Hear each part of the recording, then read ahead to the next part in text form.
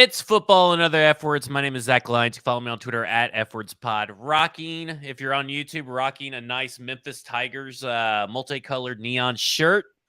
To my left will be Mike Herndon at Mike Herndon NFL on Twitter. You can see all of his written content at paulkarski.com, where this week he talked about the many moves and how they affect the salary cap that the Titans could still make, and they'll be making some. They just have to be. And speaking of moves, we've moved on to a new sponsor, and that is Bluegrass Beverages, which is a liquor store here in Hendersonville, Tennessee, just about 7 minutes away from me. It's been family owned and operated since the 70s, Mike. This thing has been around in Hendersonville since the 70s. It has a sister location called Sinkers down in Nashville.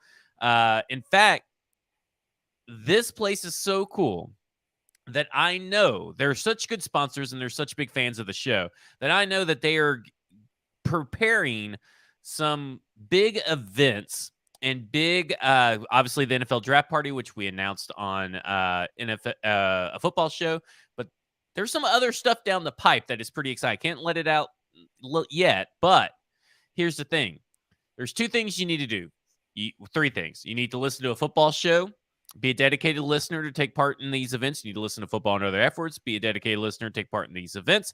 And you need to join their loyalty program. So if you're in Nashville, the Hendersonville, Goodlettsville, Madison area, Gallatin, join the In Crowd, which provides the following perks. Monthly annual allocation access opportunities with early access to store barrel picks. So that's like, I know Christopher Martell, don't know if he still listens to the show. I know he's a very busy person, but he's all about collecting whiskey and bourbon and rare finds.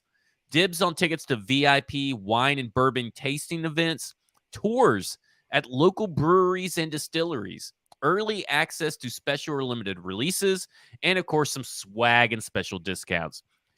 So you got to head over to Bluegrass in the Hendersonville. They're the ones that sponsor us, and I'm pretty excited. I go there regularly, and luckily I'm not like at celebrity status yet where I'm recognized out in public.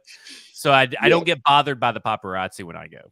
Not yet. Not yet. Not yet. But I mean, it's important. It's important to have a good liquor supplier, yes, especially these days.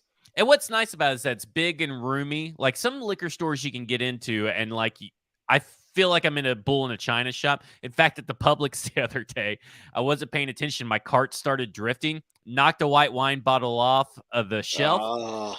Luckily, I needed white wine, and it was a cheap bottle of white wine, and it didn't break. So I just went ahead and bought that.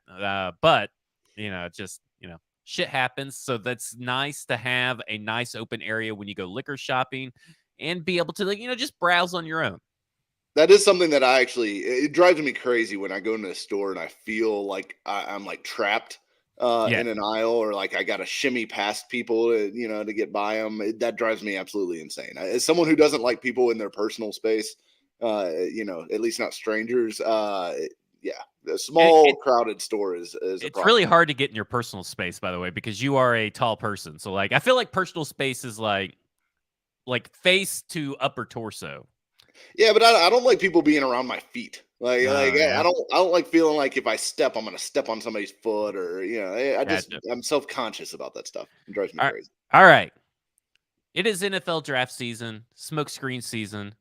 The F word for today is I'm fucking exhausted. I don't think I've ever been as tired of an off season already this early as I have been now. There's rumors galore. There's comments being made about these prospects and this and that. You got coaches going out to different, and GMs going to different pro days, all this stuff. But right before we came on this show, we got tagged in a tweet, and you have not read this tweet. Now, you promised me you wouldn't read it, so I don't know if you backed up on that promise. I've not read it. Okay, and it's a godsend of a tweet, because it fit perfectly with what we are already going to talk about, and it's an exciting tweet, Mike. I got an exciting tweet. Okay. This is from Larry Kruger at Sports Larry K on Twitter. All right. He's a proud husband and father of 4.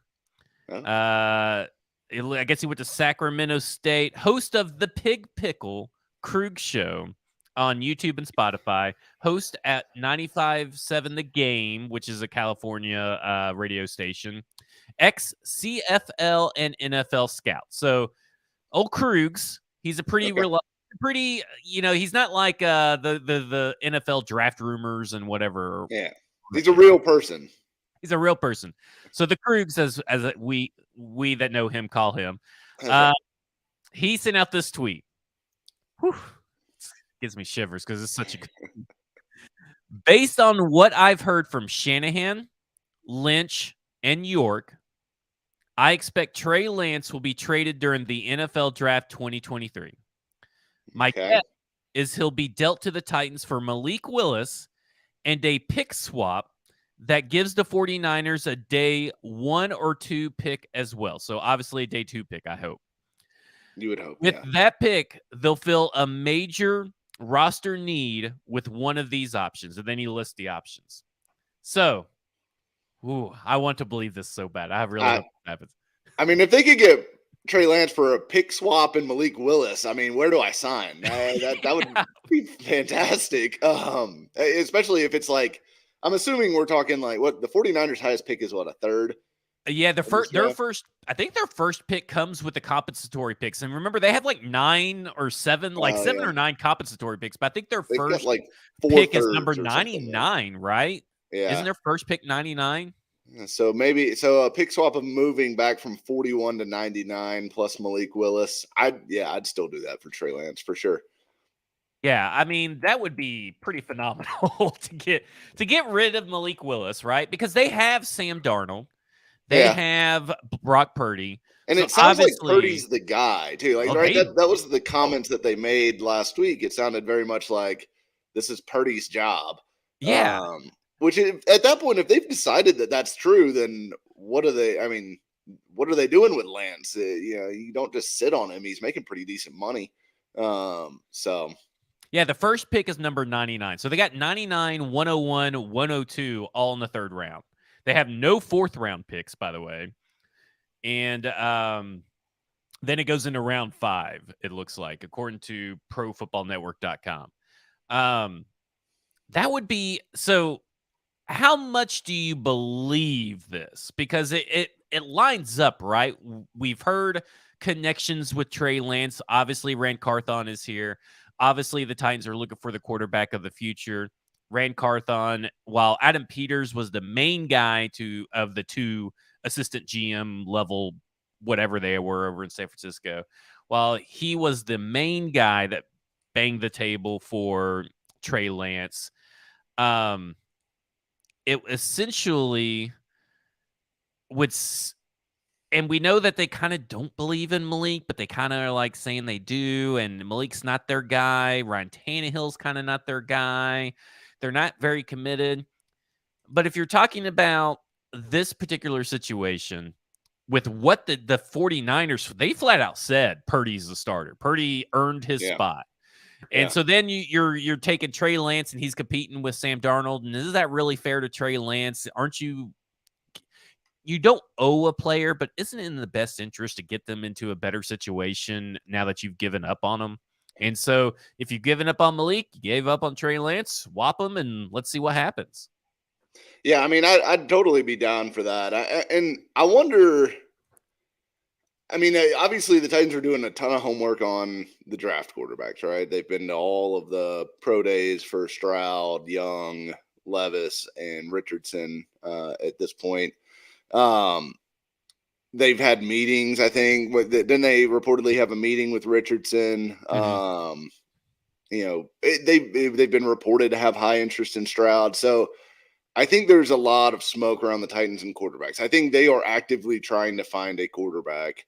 And that doesn't necessarily mean that they're going to move on from Tannehill right now, but I think they're trying to find the next quarterback, even if that means Tannehill's on the roster and so is this other guy, and may the best man win. Because I mean, really, if Trey Lance is looking good, and you obviously can't rely on Trey Lance. So if you get in Trey Lance and Ryan Tannehill, and you trade away Ryan Tannehill, you better be sounding like Teddy Bridgewater and another quarterback. You better be keeping 3 quarterbacks on the roster. But right, it is crazy, right? Like that is And that's a clicking on the profile. That seems to be a guy in the know. Of course, this came up. I know, or you and I both know a few guys that are in the San Francisco media group. So I don't know how much, really right now you could trust this, but it makes sense on a bunch of different levels. Yeah, it definitely does. And it would allow you, especially, I mean, if you end up trading 41, the pick swap being like 41 for 99 and, or 41 and Malik Willis for 99 and Lance, then you still have pick 11, which you could go get Jackson Smith and Jigba or Paris Johnson Jr., whoever your choice is at 11, and you fill your quarterback spot with a young, talented player who has, a lot of upside. And I don't know, like, I'm not sure where I would necessarily stack Lance versus this upcoming quarterback class. I'd probably have him third, I guess, Yeah, that behind would make Stroud sense. and Young, but ahead of Richardson and Levi's. Levi's.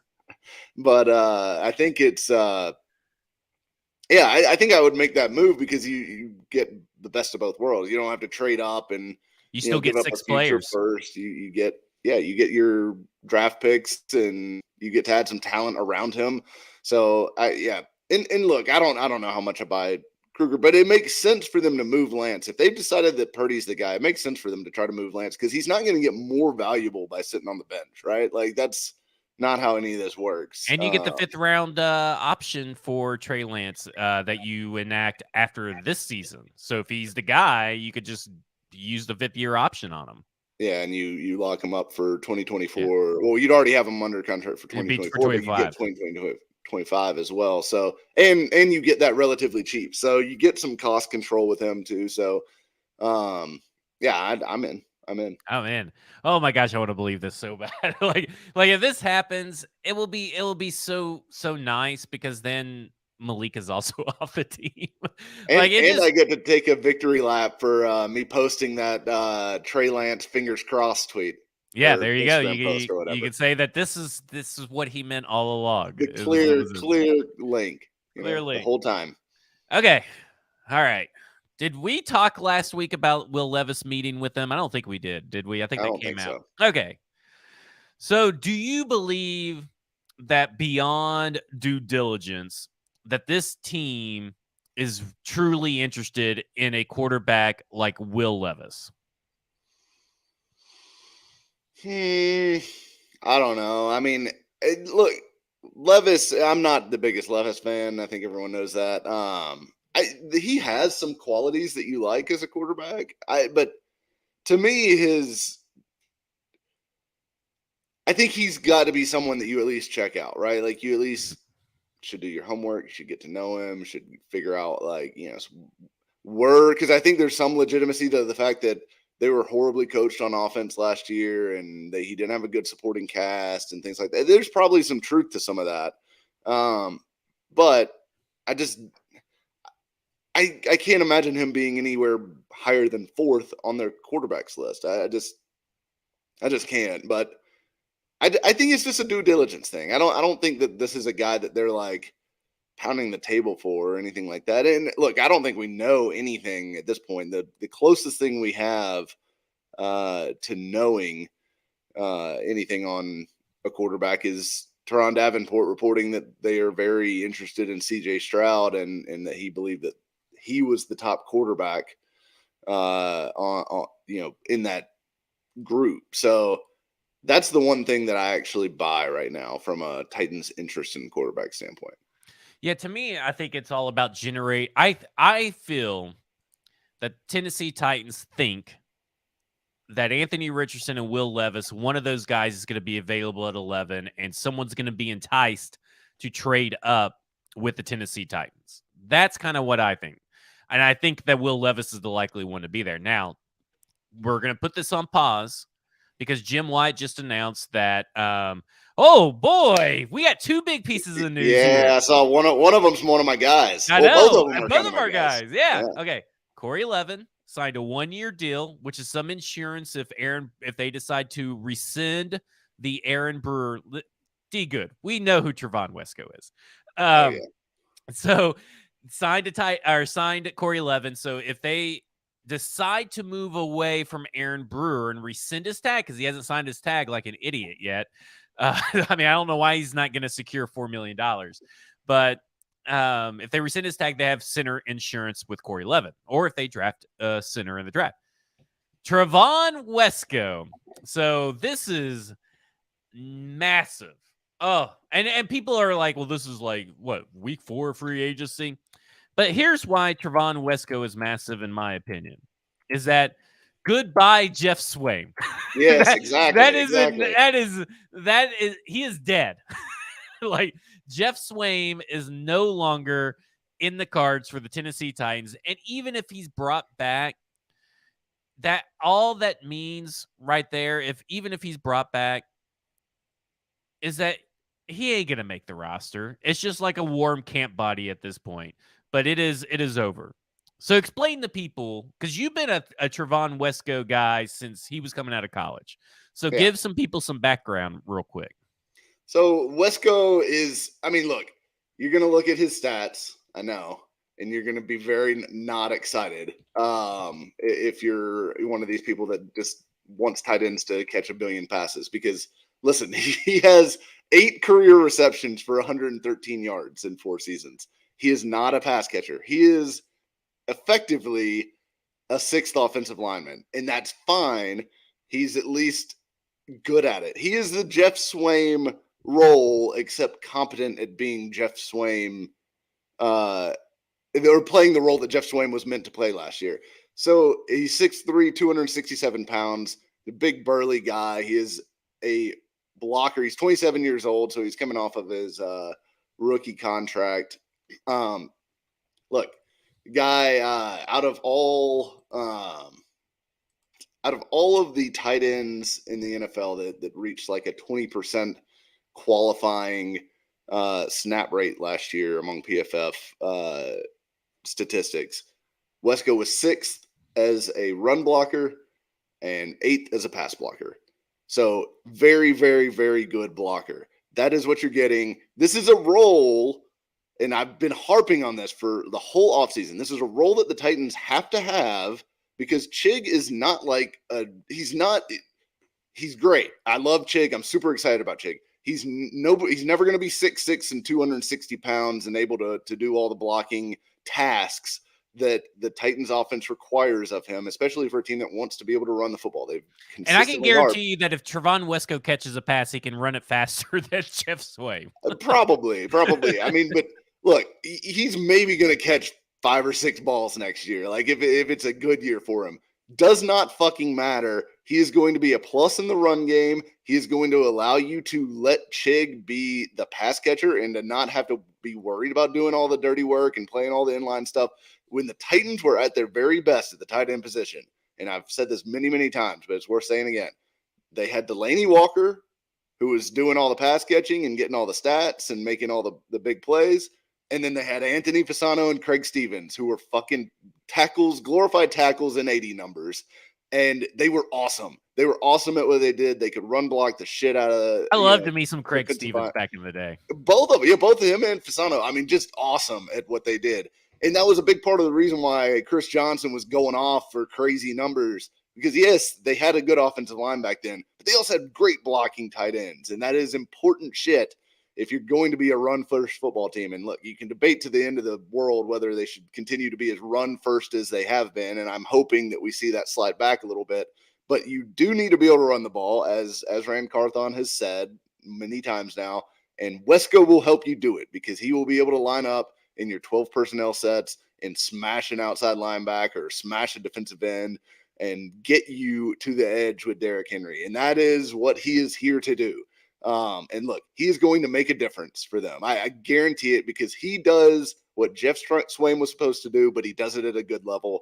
And I'm super excited about this signing. I don't give a shit how many passes he catches. I love it. I mean, because when you're looking at all the guys that have been getting signed, Michael Pruitt and Trevon Wesco are the best blockers out there left. Mercedes Lewis is out there, but he's relatively old, and it'd be nice to have a guy. He's objectively old. He's objectively old. But, I mean, Trevon Wesco, you're talking about, okay, he's a good run blocker, but to me, his pass blocking is what stands out. And I'm thinking, okay, they got Andre Dillard over on the left side, technically right now. And last year, all the blocking and all the blocking help was over on Dennis Daly's side. So now Andre Dillard could be on an island. You put him over next to NPF, and suddenly that right side of the line, that it helps the entirety of the offense and the offensive line. Like this is a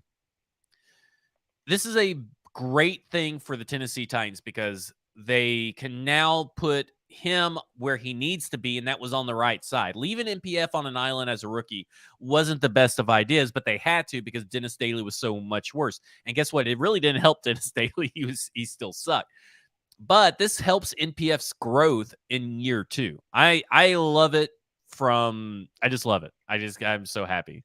Okay, so let's shift back to the draft. Okay. And it's really hard to, but we're going to shift back to the draft. Now, with Trevon Wesco here, the Titans haven't really shown a lot of interest outside of Tucker Kraft in tight end. So we're going to kind of tie this into that. And Tucker Kraft is kind of a guy that is your tweener, your jack of all trades. He can block, he can catch passes. And I've always thought that the Tennessee Titans do best when they have 3 guys. They have the blocker, a jack of all trades, and then they have the pass catching threat. You would like for Chig to turn into the jack of all trades, but I'm assuming the Trevon Wesco deal is a 1-year deal. So if you get a guy like a Tucker Kraft, a guy like a Luke Schoonmaker, what have you, you're set up for the future. So where do you fall on this affecting the draft strategy for the Tennessee Titans, tied into if they were to trade out of 41 because they traded it for Trey Lance? Yeah, I mean, I don't know that it really affects their tight end strategy because, like you said, I still think there's a need for a draft pick, and this is a great tight end class to get a guy out of. Like, look, could they start the 2023 season with Chig and Wesco and Kevin Rader and be okay at tight end? Yeah, that would be okay. But like you said, I think Wesco is going to be a 1-year deal, and it's still a long-term need to find that running mate for Chig that can line up and do some of that stuff. And look, I don't think they're going to go get like a Dalton Kincaid or Luke Musgrave. I don't think that's going to be the type that they target. I think it's going to be more of the Darnell Washingtons, the Schoonmakers, your guy Payne Durham. Yeah, baby. I think it's going to be one of those guys who can block, or maybe even Sam Laporta from Iowa, who has this. By the way, I'm a big Sam Laporta guy now. There's a lot of tight ends I really love in this draft class, by the way. I do, and I like Kraft too, honestly. So there's a lot of guys that I think would be helpful for them that they could grab in the middle rounds. Like I think Darnell Washington to me is a guy that if you could get him at 41, like incredible fit. Like some of the blocking sets that they could have with Wesco and Washington on the field at the same time would be possibly orgasmic. But it is it's not necessarily a requirement now. I think that you go get Darnell Washington. It's more of a, can you get somebody with some upside at some point on day 2 or day 3 that can complement these guys and maybe give you a little bit bigger body player in the passing game while also being able to block. So I think they're in a great spot at tight end now going into this draft, where I still want them to take a guy, but we'll see. It's not a huge need anymore. Okay, so the Tennessee Titans are also showing interest in a particular wide receiver, and they're showing interest in a few, but I think this one is a guy that is probably the most polarizing in a lackluster class, I guess you could say. But we're going to talk about 2. So first off, we're going to talk about Quentin Johnston. And Sean Calderon said that Jane Slater recently said on NFL Network that the Titans had breakfast with TCU wide receiver Quentin Johnston before his pro day, and that Tennessee is interested in him. They showed a lot of interest, according to Tony Pauline, during the pro day, and they showed interest. I believe he was a combine formal interview as well. So they're showing the interest at different levels. Now, I think you and I both agree that it's really hard for us to wrap our head around a big, tall, heavy wide receiver as he is. He's one of the taller ones in the class. He's one of the better built ones in the class that has a horrible contested catch rate, horrible 3-cone time, and he just doesn't have any real true speed. But I think we both agree a second-round pick makes sense for him, and I never really saw the first-round wide receiver one caliber this whole offseason anyway. But if he's there in the second round and you haven't traded out or done anything with it and you're at pick 41 and you pass on a wide receiver in the first because you're getting an offensive lineman, pretty comfortable with that, right? Yeah, and I would be comfortable with him in the second round. There's receivers that I like more, though, to be honest, that'll probably be there, including Cedric Tillman, who I think is a similar player, but I think is a better player, frankly. So I'm not a big Quentin Johnston guy, especially not at the first round level. Like, he's a really good athlete. We know that. He doesn't have the necessarily like track speed necessarily, but he was a very good vertical threat for TC him vertical routes and things like that. So I think he does bring some of that element. And it's kind of like Treylon Burks, but the problem is Treylon Burks is just a much better player in that he's bigger, he's better with contested catches, he has better hands, he's more of a hands catcher than a body catcher, which I have concerns with Johnston. But to me, Johnston is just kind of a big linear guy who's not particularly good at contested catches, and I'm not super interested in that. At 41, maybe. I mean, they've always shown a preference for bigger receivers during the Mike Vrabel era. Now, we'll find out whether that was a John Robinson thing or a Mike Vrabel thing or a Tannehill even thing. But, yeah, Johnston to me is a day two guy. And he'd be in the mix with, like, Tillman and Mims and those kind of guys for me. Well, a guy that we know that they have shown a lot of love for, and he's shown a lot of love back, and he is a great interview. He fits what they want. He's got the speed. He's got the physicality. He's got some stats. He's a little small in stature, but he could play outside. He played outside against some really great competition in practices and some pretty good competition in the regular season against opponents. And that is Tyler Scott. And I think you've been a little bit more vocal about your love for Tyler Scott, but I have loved Tyler Scott for a while. I'm just been kind of like, I liked what I saw, and then I got a little lukewarm, I think, after watching Trey Tucker. And I think that let me affect the Tyler Scott hype train a little bit. Yeah. But I look at Tyler Scott, and all I can think of is Tyler Lockett. Now, he doesn't have the college stats Tyler Lockett had, but they are the same size. I mean, like down to the 7/8 of an inch or whatever it is. I mean, it is insane. But he's a more athletic version of Tyler Lockett. And Tyler Lockett has been a guy that I've always loved in the NFL, who I always think that he's so severely underrated. He has done everything you can want a wide receiver do with the Seattle Seahawks, and he's done it at a size that typically wears a little thin in the NFL. So all this love, all this stuff, and he's a great interview. I still think he's going to be in the third round. Do you think that maybe this is the guy that's going to be like, whoa, I can't believe he went that high? Like, I'm a little shocked that he went that high. It wouldn't surprise me if he went higher than everyone thinks right now, just because speed usually gets overdrafted. And it's hard to say overdrafted. Speed usually gets drafted higher than what most people think, I guess. And I think Tyler Scott definitely has speed. Look, his combine 40 time wasn't that great. What was he? He was like 4.4 or somewhere around there. Yeah, 4.44. Okay, and then he ran at the pro day and got down to like the low 4.3s, which pro day, fast tracks, whatever you want to say. But look, he is a track guy. Like this is his verified like high school times are really good. That he's only been playing wide receiver I think for maybe 2 or 3 years at tops. Because he's a converted running back. Yeah, so he is a guy that's interesting to me because I mean his production really ramped up each year that he was at Cincinnati, and the speed is obviously there. He seems like a smart guy from everything you read about him, everything you've seen, like video wise, interview wise. So I'm very into Tyler Scott. I think he brings that field stretching ability that the Titans desperately need. And yeah, I would love to grab him at what's that pick number 73 or whatever, somewhere around there in the third round. But that would be the ideal range, although it wouldn't surprise me if he was gone before that pick. Yeah, it'll be interesting to see because I kind of feel like that is almost that pick in the 80s is almost a sweet spot for Tyler Scott. And I think that with the wide receivers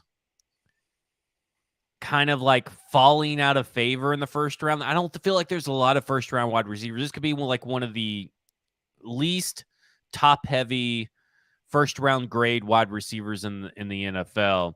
And I feel like if they get down to the third round, and all these guys start falling, you're going to see that trickle down to where Tyler Scott ends up. So that's kind of where I'm at. Like it's like a math game, a numbers game where I kind of feel where that's at. By I love the interest that they're showing in Tyler Scott, and I love the interest that they're showing in athletic linemen.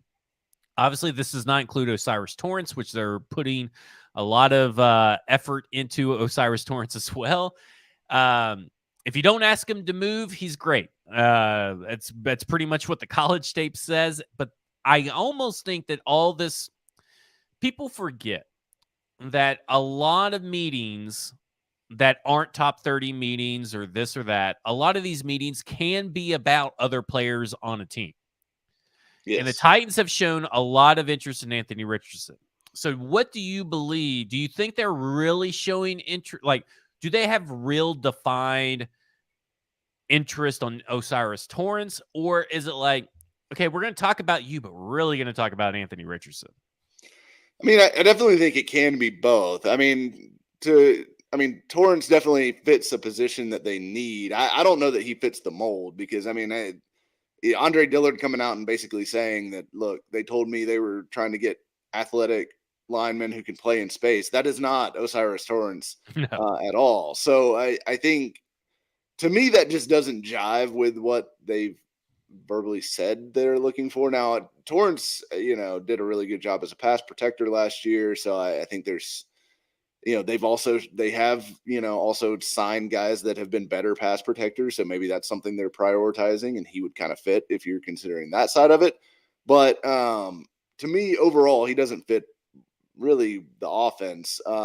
So yeah, it definitely could be, hey, we want to get more info on Anthony Richardson, and we want to get a good, conversation with Torrance, and, in a setting where he's going to want to be pretty open and talk to them and everything like that, because he wants to make a good impression on them as a draft prospect. But, they certainly could have ulterior motives here from a information gathering standpoint. And that's really all this stuff is too. And that's one thing that I think we should always keep in mind as far as, top 30 visits and things like that go, because there's a lot of reasons that they'll bring guys in. Sometimes it's they have a red flag in their profile and they want to talk to them more about it, or they had a medical thing that they wanted to recheck from the combine or something like that. Because I remember, didn't Jalen Weidermeyer had a top 30 visit with the Titans, right? And everyone freaked out because, many of us, myself included, did not want the Titans to take him.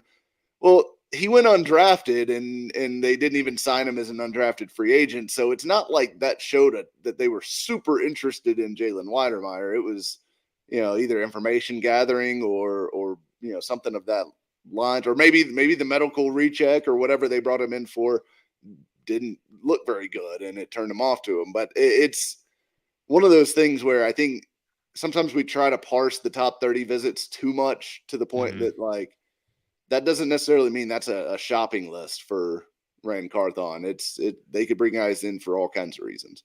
Well, sticking with the offensive linemen and the athletic ones, because when you list these offensive linemen that I'm about to list to you, one of these things is not like the other, right? Like it's Osiris Torrance, Darnell Wright, the Reed kid from Louisville, is it Tristan Reed? Is that his name? I think that's right. Okay, so. But he's super athletic. Then you have Braden Daniels, Mark Evans II, Jalen Duncan.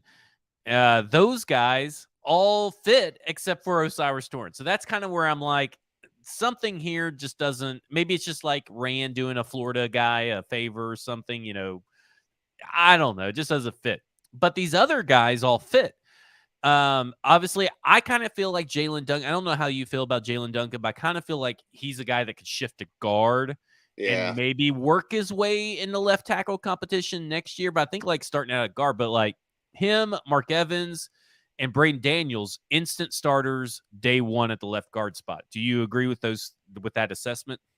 I would say so, most likely, yeah. Because the competition's not going to be that fierce at left guard. It doesn't seem You don't unless think Jamarco Jones is going to be able to scrap with these youngins? unless they've got like a surprise Dalton Reisner signing or something like that in their back pocket. But yeah, I definitely think that we could see them.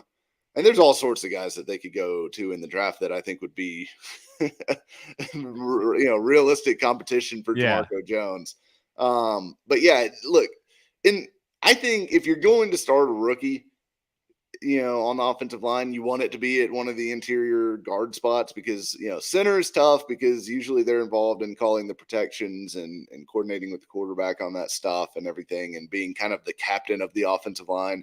And then tackle is tough because it's just a really hard position to play at the NFL level because those edge rushers are absolute freaks. But if you can get by with one, it's usually a guard, playing as a rookie. And I don't mind them kind of thinking, well, we'll just grab one of these guys and stick them at left guard at some point in the draft here. All right. Darnell Wright. Oh, I forgot Steve Avila, by the way, who would be a great one. They've done extensive pre-draft work on him. Okay. Yeah, I do kind of like Avila. Yeah. Darnell Wright. He's not a great athlete either. He's all right. I mean, he's better than Osiris Torrance. Yeah, I would say that's true. Okay. Combine formal interview for Darnell Wright. We know that he's going to be visiting with them as well. I mean, obviously a local visit. He was at the Senior Bowl where they met with everybody. And then yesterday, of course, he's getting pointers from Mike Vrabel on how to run a drill. Everybody's going crazy with that. So I had this discussion with Braden on a football show on Thursday, and I just wonder, because someone actually had Darnell Wright being drafted by Tennessee at number 11 in a mock draft recently. You draft Darnell Wright, because I have read a lot of people think that, okay, Darnell Wright, he could be a right tackle, but he may start out at guard. It may be good to draft him, start him out if you already have a right tackle, like on a one-year deal or something, and then shift him out to right tackle. If you get Darnell Wright, it's all about starting the best five out of the people they have in the building right now and Darnell Wright. Make your top five, make your starting five offensive line. I'd probably start Darnell Wright at right tackle and move MPF over to left guard, would be my guess. I'd probably go Dillard, MPF, Brewer probably over Levin, and then Brunskill and Wright, which I think is viable. I mean, I think it's definitely viable. Although, like I just said, you don't necessarily want to start a rookie tackle, but Wright to me is a really good prospect.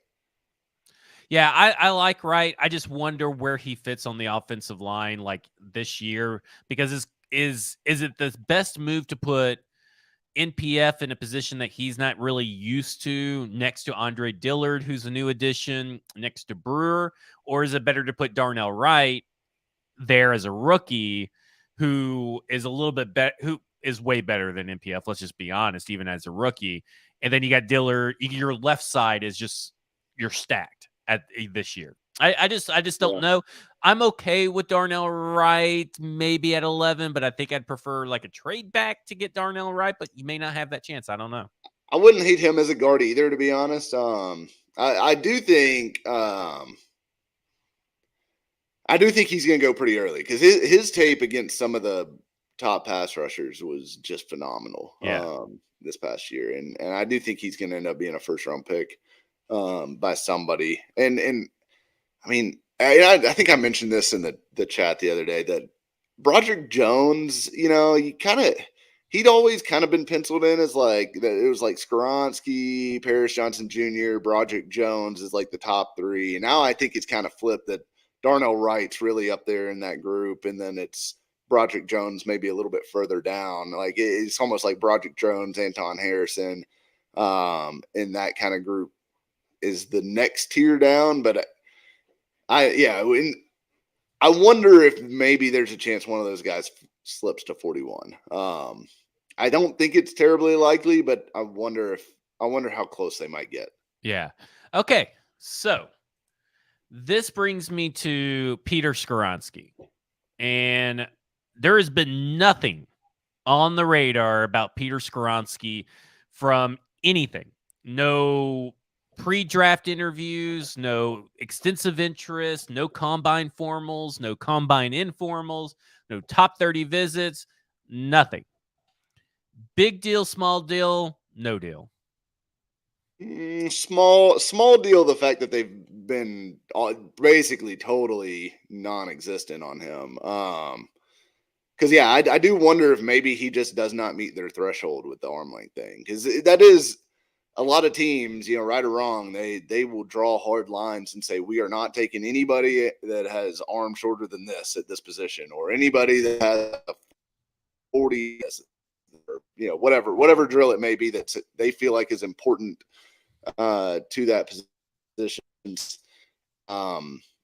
Just rule them out. So I don't know what Carthon's feelings on arm length are. I would love to know. Maybe that's a question that somebody can ask at some point when he gets in front of the media again. But Skoronski not having any contact at all is a little odd. Either they're really trying to hide their interest in him, or they just aren't interested.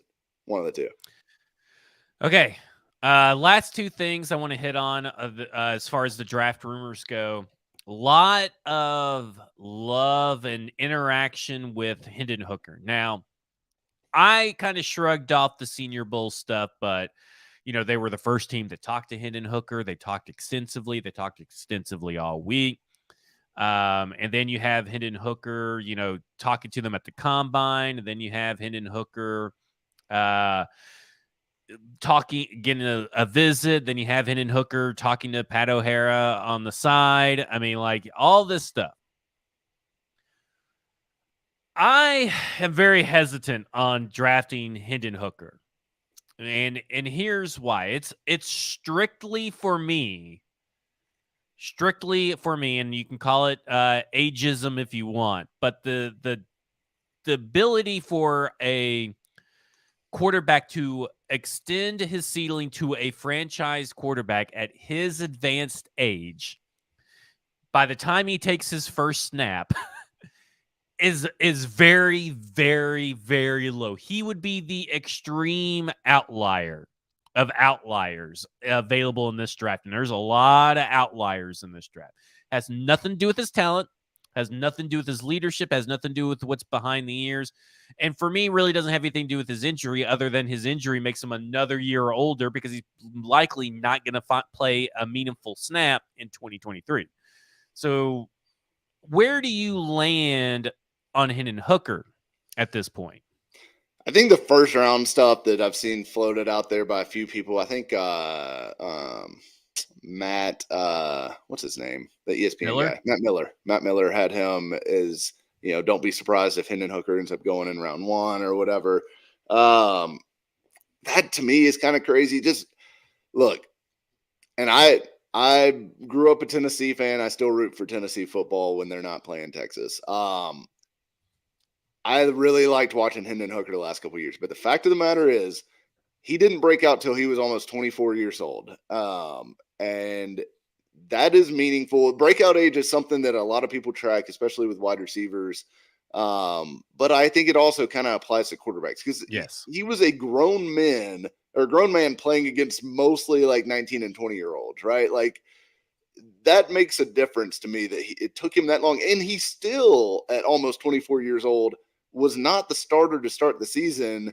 Last year, it was Joe Milton.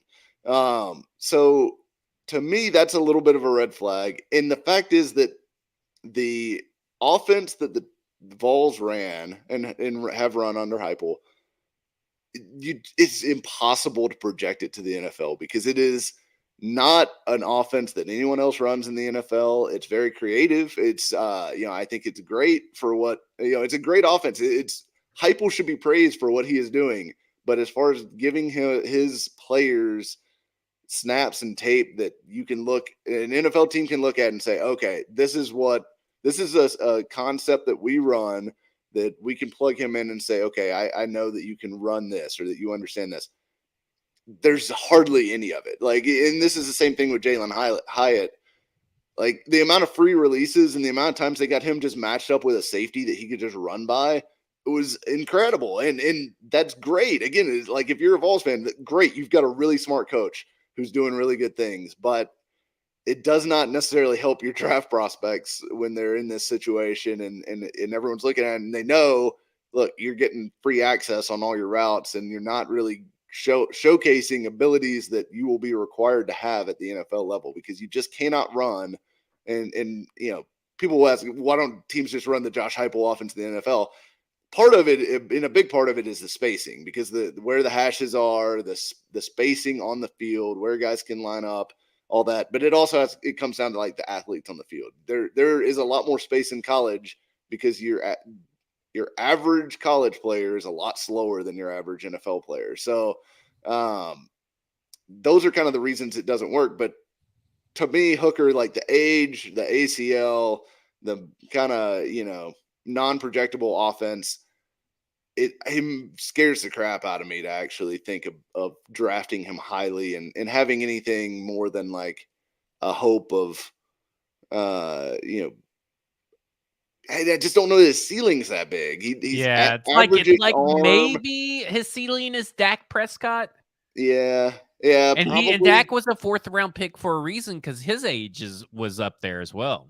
Yeah, and I mean I do think that's a decent comp for him because he's not a great runner. Like Hooker's an okay runner. He's kind of got that like slithery thing going on to him. He's not fast. He's not that big. He's just I don't know that his skill set screams like future superstar. Like I think if you're drafting a guy in the 1st round, you should at least have a skill set that is projectable to a superstar level. And I don't think Hooker has that. I think at best Hooker's a average NFL starter, which is fine, but I think that's his absolute ceiling. Okay, if Anthony Richardson's there at 11, draft him or not draft him? At 11, I'll draft him. Yeah. Would you trade? Because I am very hesitant about the trade up to number 3 to draft Anthony Richardson in particularly. Just Anthony Richardson. How do you feel about that?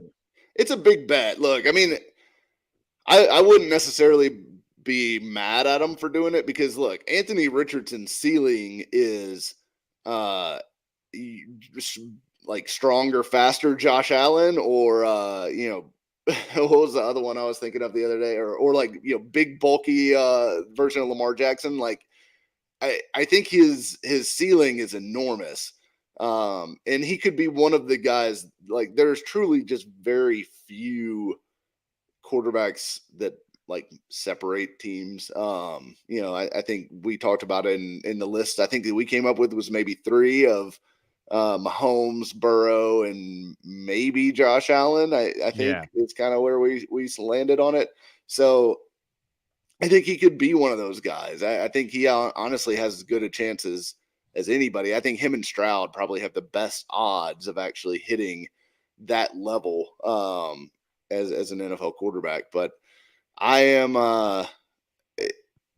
I would be scared. I would be scared. There's enough red flags with the Richardson as far as the accuracy concerns that trading future firsts, going all the way up to 3 and taking him, I'd be on the pee pants scale. I would understand their rationale and logic behind it because then I would have some comfort in knowing that they at least went up and got what they perceive to be one of their guys, right? Like you would think that they would view all 3 of them almost on the same exact level, Young, Stroud, and Richardson.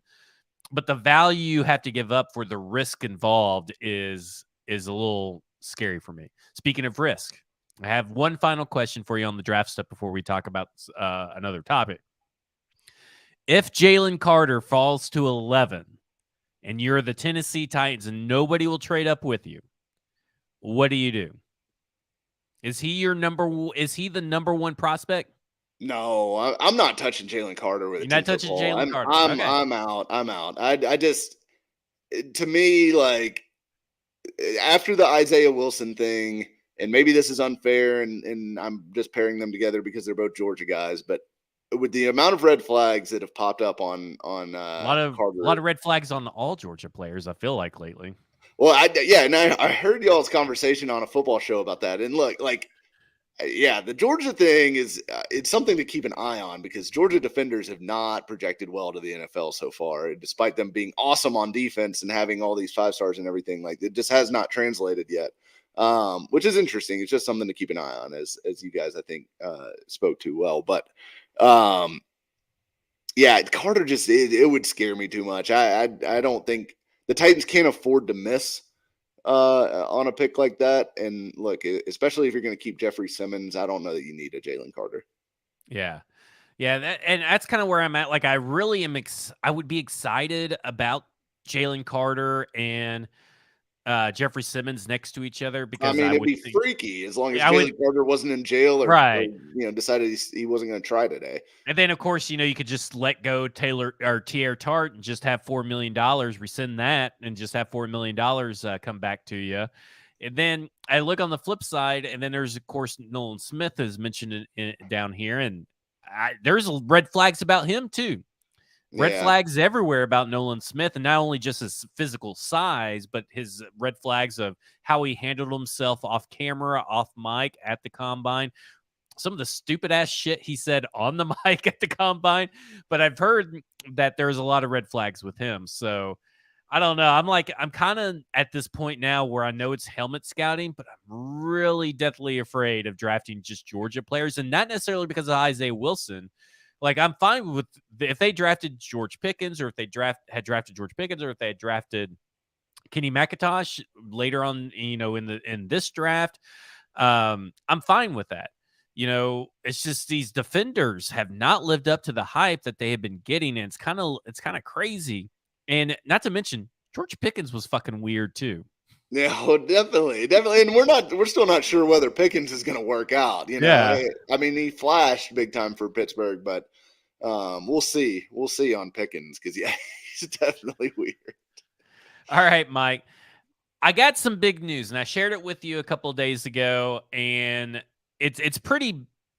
I think it's pretty big, and I think you tend to agree because we are both nerds, I guess, or very interested in the free agency comings and goings, how it all works, and all that kind of stuff. So at stackingtheinbox.com, $4 a month, there's a 26-minute video where I go in depth, and I'm not going to do that because we're running up against time, and I'm determined to get out of here at an hour. So just real quick, I want to talk about the funding rule, and I'm going to put some graphics up on the screen. That way everybody can see it. That's a YouTube listener. So here's what we do know, Mike. Old as a hell rule that protects a player's fully guaranteed money just in case billionaires become broke. This is a 40 to 50-year-old rule back when, and we discussed this before on the show, back when, like, the NFL may not even make it. It's like when these billionaires were just millionaires. Like, they weren't even billionaires yet. So it's a really old rule, and it really is a crutch for owners to use to say, hey, we don't want to do fully guaranteed contracts, and we can't because of this funding rule. Well, they kind of can, because we'll get into it. The fully guaranteed money is, of course, protected by depositing the amount of future money promised that is fully guaranteed into an escrow account. The amount deposited, first and foremost, cannot exceed 75% of the total value of a contract. So if you're talking about a $200 million contract and only $50 million of that is guaranteed, the 75% is based off of the $200 million.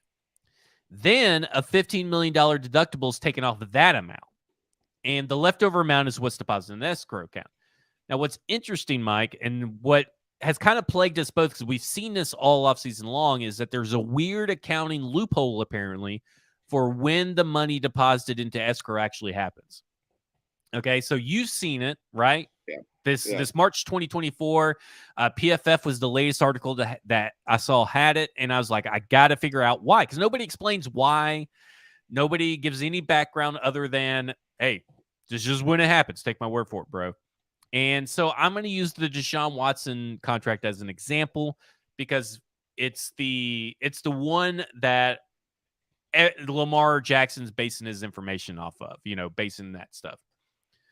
So just real quick, there's two important dates: the January 31st date, which is the very first date, and the March 31st date, which is the third date you see on there. Now, those are set in 2022, but that is the set days on the calendar for the league's contract check or audit deadline on January 31st, and the deadline to make sure that all prior years' fully guaranteed money make it into the deposit in escrow. So you got it till March 31st to get any money that's not in escrow into escrow. So when Deshaun Watson got traded, that was on March 18th between those two dates, but that's after the January 31st date. And he signed a fully guaranteed deal. What's interesting about this is that no money had to be deposited into escrow at that point in time. So none of the fully guaranteed money had to be deposited because it's a 2022 deal after January 31st.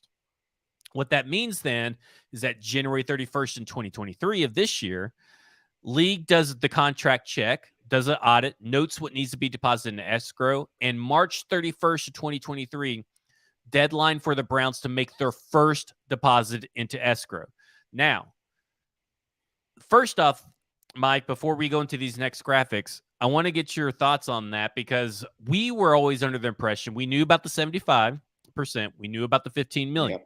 But we were always under the impression that once it's signed, it's got to go in.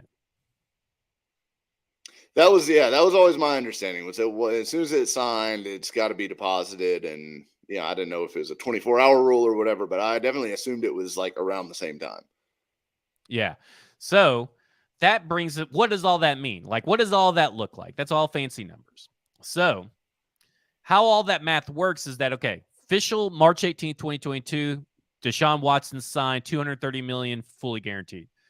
Roughly $45 million is paid up front in the total of a signing bonus. And remember, all signing bonuses are fully count towards a fully guaranteed contract, even if the whole contract's not fully guaranteed. So any contract signing bonus counts. Then the base salary of $403K, we'll just call it, was paid during the course of the 2022 season because of the loophole, not really loophole, but because of his suspension. That's why it's so low. So that means $45.4 million roughly was paid to Deshaun Watson in cash. Well, that comes off your fully guaranteed money. So that brings your fully guaranteed money down now to roughly $185 million. Well, the 75% threshold that we talked about earlier, where you take 230 times 0.75 or 75%, 230 million, that means that the max that can be deposited is $172.5 million. Well, you take $15 million off of that, and the Browns' first initial escrow deposit was $157 million. That's still a lot of money. Okay? Yes. Still a ton of money. But that makes it a little bit more palatable when you're talking about millionaires being able to move assets around and afford different things at different times. So you're moving money around and you're not having to put $230 million into the into an escrow account. You're actually putting in $157 million and you're actually putting it in a year later. So that in the scheme of a billionaire, the 3 Comma Club, that is it's almost like you're playing a shell game with the money. What do you think about that? Yeah, I mean, it definitely gives you a little bit of time to bankroll that stuff. But I do think it's notable in the fact that from a cash standpoint, that is a lot of cash. And if you look at something like, I know a lot of Titans fans want to go get Lamar Jackson right now and re-sign Jeffrey Simmons. Look, Lamar Jackson is reportedly wanting like wanting more fully guaranteed than Deshaun he doesn't want a fully guaranteed contract. He just wants more fully guaranteed money than Deshaun Watson. just more fully guaranteed money than anyone has ever gotten in NFL history. But doesn't have to be fully guaranteed. You can throw an extra year option on there if you Yeah. want. Nice guy. No, but like that kind of money guaranteed, plus Jeffrey Simmons, who's probably going to get probably 60 million, maybe more, fully guaranteed in his deal. You start to talk about like over $300 million worth of escrow deposits and things like that she'd be looking at next March. And look, not to like count anyone else's money or whatever, but Amy Adams Strunk is not one of the like mega billionaire owners. She is obviously a billionaire, as are all NFL owners, but coming up with that kind of cash would be difficult, especially when you're talking about starting construction on a new stadium pretty soon. And look, there's some public funding going into that too, but she's also putting in what, $700,000 or $800,000 of her own money or the family's money into that deal. So I don't know. that's She a just lot. cut a check of $100K, and for a good cause, by the way. I mean, like obviously going to Right. Covenant School, but she did that without telling anybody. So it's almost like that kind of feels like a little bit like the $100K and stuff like that is it's not 100 million, but it's 100K. Just I mean, it's kind of weird.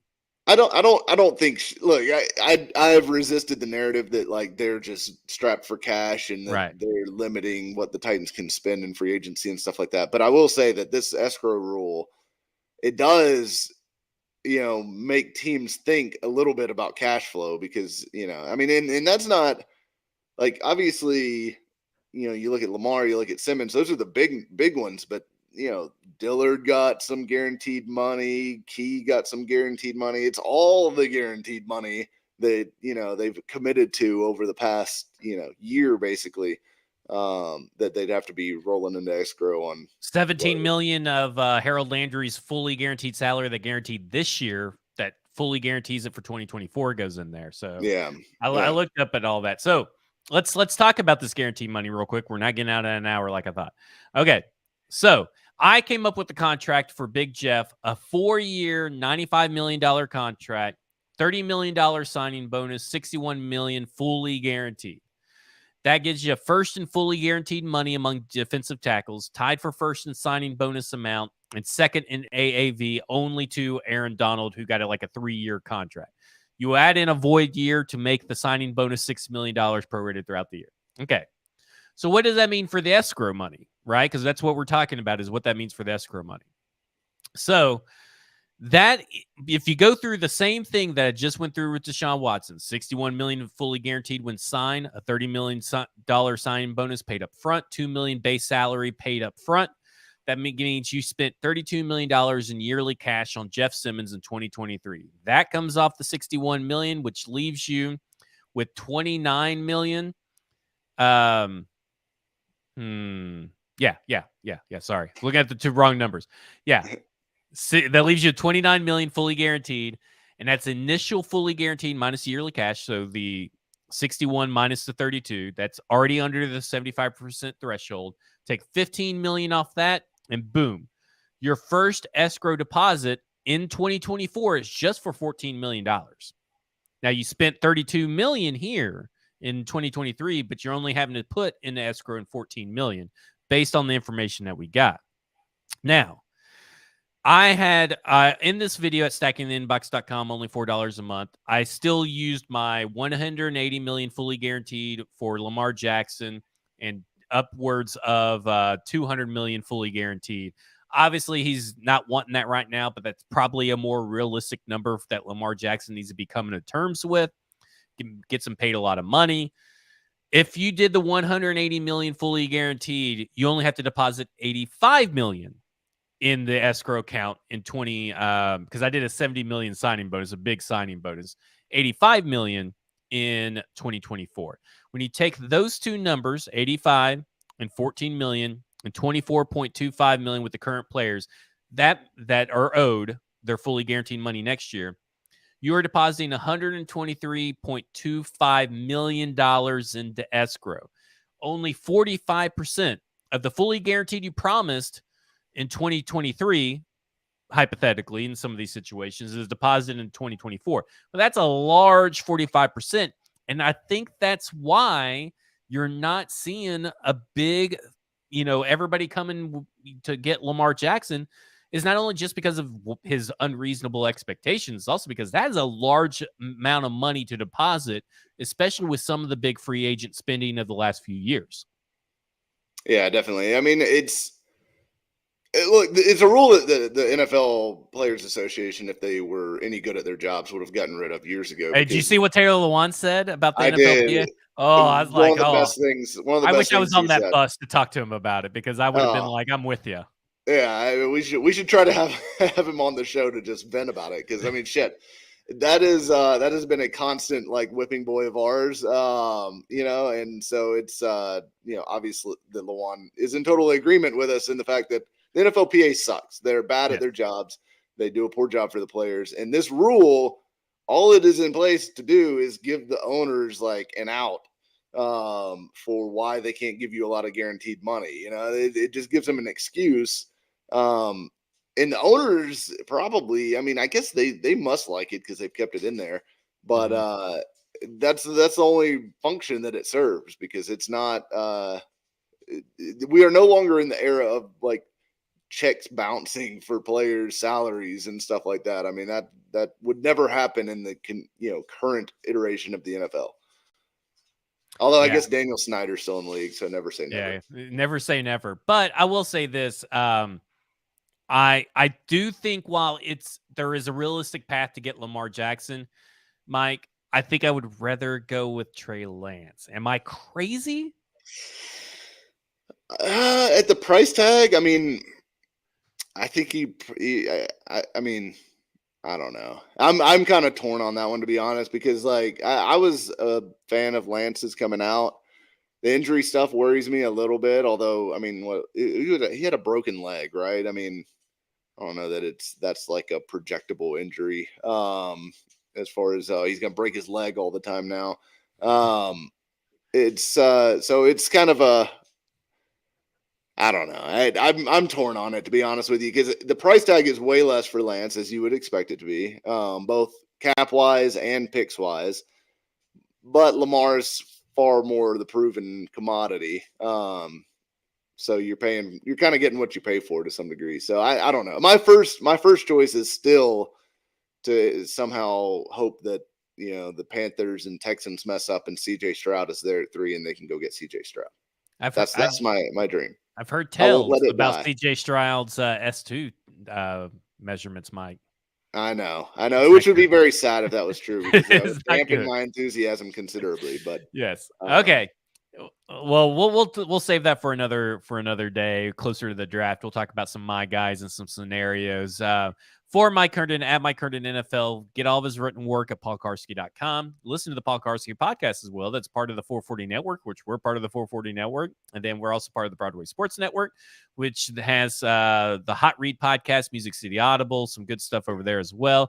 A football show Mondays and Thursdays, 1 p.m. Central Standard Time. Stay tuned in so you can get access to the NFL draft party, where proceeds are going to charity, and it's all you can eat, all you can drink until we run out. And that is hosted by Sinkers, but also Bluegrass, our new sponsor. Bluegrass Beverages over in Hendersonville, Tennessee. Join the in crowd so you can get exclusive perks like discounts, tours of breweries and distilleries, and like early access to special exclusive editions of bourbon and all kinds of beverages. Bluegrass, they've been around since the 70s.